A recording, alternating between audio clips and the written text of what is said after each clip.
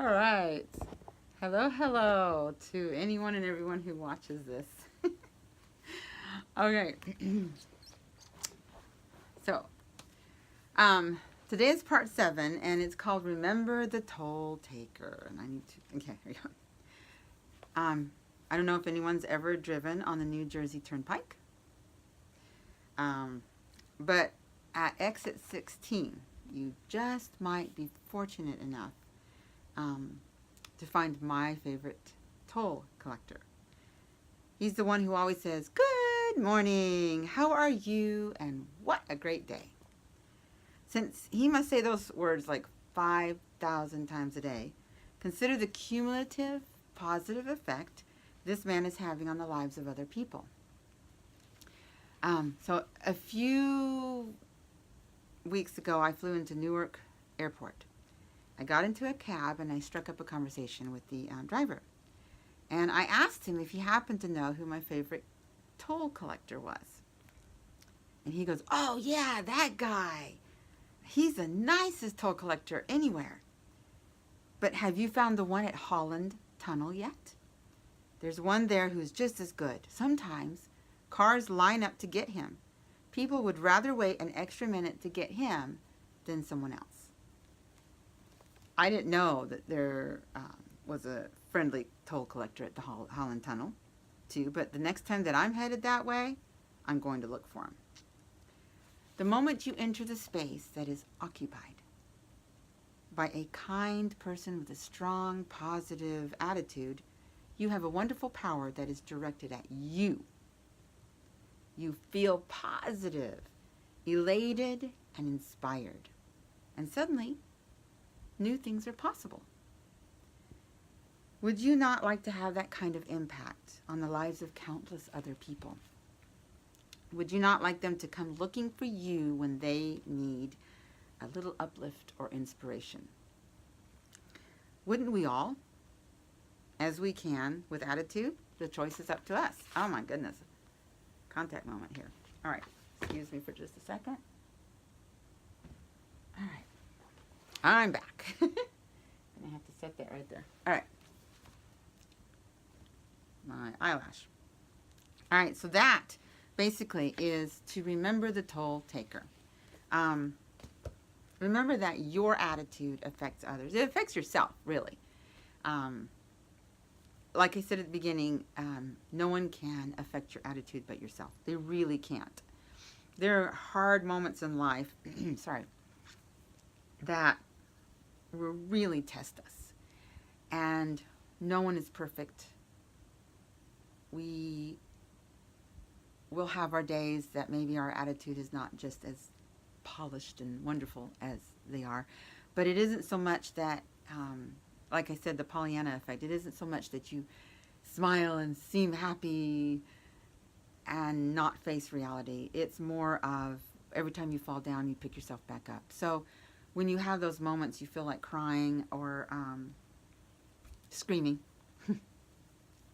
it's a matter of allowing yourself to get that off your chest, but then not to let it consume you, not to let it bring you down, not to make you heavy and depressed. And that's very hard. I must say, I've been through enough stuff in my lifetime, sadly, that I can say that it can be hard. And there are moments in my life where, due to the cruelty of others, that I refused. I didn't want to hear, there's a light at the end of the tunnel, or the sun always shines, or, tomorrow's another day, or, go serve someone, it'll make you feel better. Yes, all those things are true. But there are moments in life where those quaint little statements are not enough. And what you need is, is someone who can just simply all of a sudden appear and tell you that you matter to them. So think about your friendships, because I've learned that, well, I used to give my all in friendships, regardless of anything that was given back to me. But I started to notice that when the going got rough for me and I kind of backed off of a friendship, there wasn't anything there. It was all one-sided. Now, that hurts, that affects me in a way that, even within the family, that tells me, okay, I see where their priorities lie. And I would see sometimes if the more I watched and kind of observed in their life that it was a problem that they had, that was with everybody. They weren't the only ones. Have you ever met someone who you became good, fast friends with, and then it kind of just stopped? And regardless of what the reason for it stopping, later on, if you have friends that were mutual, and they would come to you and they would recognize what had happened, and they said, we didn't want to say anything because, they had done that to us, but we were hoping maybe it was just us and not them. It turned out to be them. So what I have to try and remember, and again, even recently, I've had to struggle with it, is be who you are. And in that being of who you are, also be nice and loving. But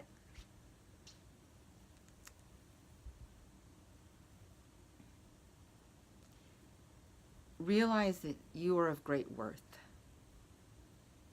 Period. End of story. But if you have others who are not treating you with that great worth, then let it go. And I can't say that it's easy. It might take you a few weeks. It might take you a few months. It might take you a year or two to finally let go completely. And that's hard. Especially when you gave your all. So what do? You count your blessings. And there's a song that goes, count your many blessings, name them one by one, and it will surprise you.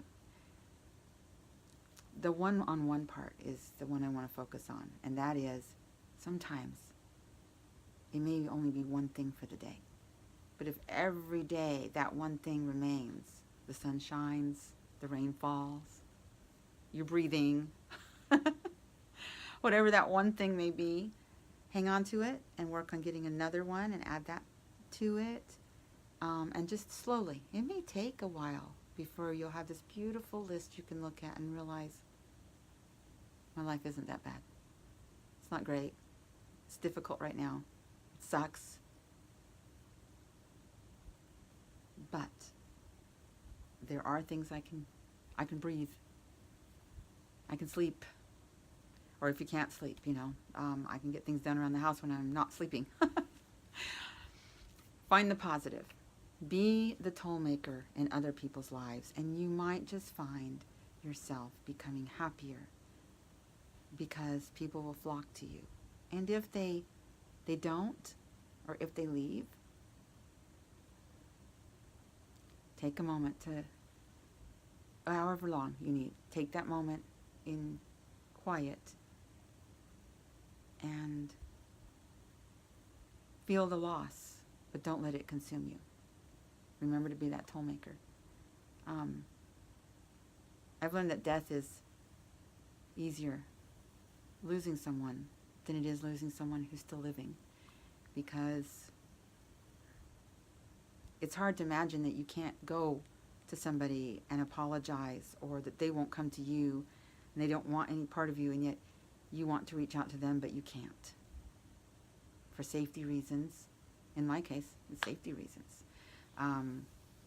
Because of someone has some mental issues, and emotional issues. But regardless, make sure that others who come in contact with you are lifted up and strengthened by your smile, your love, your laughter. Aloha.